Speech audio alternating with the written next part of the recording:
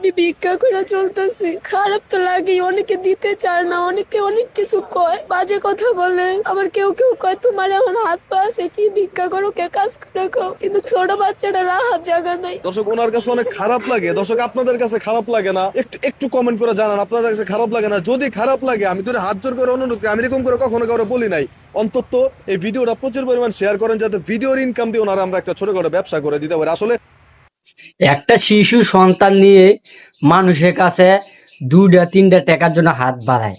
মানুষ তো টাকা দেয়ই না, তাকে নিয়ে বিভিন্ন ধরনের কথা বলে।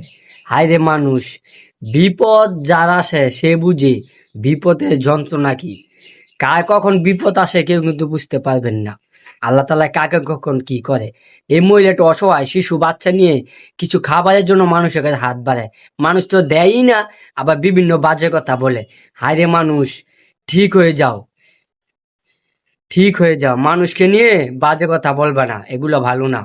পারলে দাও, না পারলে ভালোভাবে ব্যবহার করো। কারণ আল্লাহ তাআলা কাকে কখন কি করে কেউ কিন্তু বলতে পারে না।